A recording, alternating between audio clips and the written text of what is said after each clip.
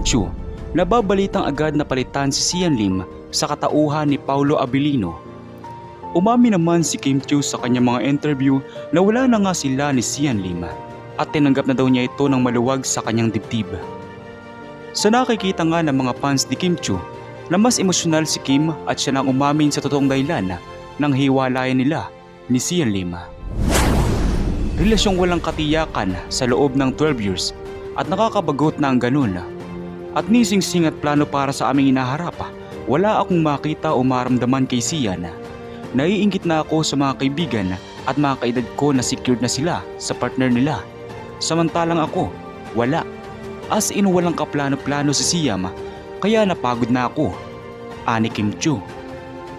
Nagsimula na nga ng panibagong yugto si Sian Lim sa pagtanggal ng lahat ng kanyang video sa kanyang YouTube channel, kasama ng mga vlog na kasama si Kim Chiu sa gitna ng kumakalat na chismis ng hiwalayan.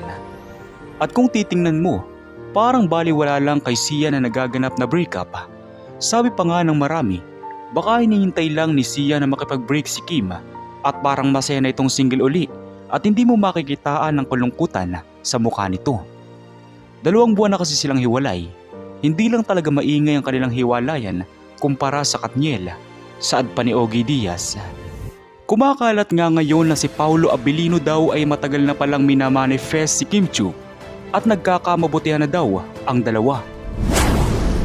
Saad naman ng ibang showbiz columnist, malabo si Paolo Abilino dahil kahit si Kim Chiu ay single na, ay walang chance si Paolo Abilino dahil may Janine Gutierrez na sa buhay. At umugo nga din ang balitang nagkakalabuan na rin ng dalawa na Janine Gutierrez, kaya naman lalong lumakas ang haka-haka na may chance na si Paolo Abilino kay Kim. Totoo bang si Paolo Abilino at Kim Chiu ay nagkakamabutihan na at nakipag-iwalay na sila sa kanilang partner in real life? Nilalatag lang naman natin sa kanila yung mga nakarating sa atin, sila pa rin na may karapatang sumagot. Ito ang payag ni Ogie Diaz ukol sa nakarating sa kanyang bali-balita na nahuhulog na umano ang loob ni Kim Chiu sa leading man nitong si Paolo Abilino. At hindi rin nagpatalo si Sian Lim na nababalita rin na nalilink ito sa isang Iris Lee na nakikita na rin close ng dalawa at marami nang nakakakita na magkasama ito. At nagpost naman ng isang cute na selfie clip si Kim Chiu sa gitna ng pag-delete ni Sian Lim ng kanyang mga vlogs, pati ng mga vlogs na kasama ang aktres.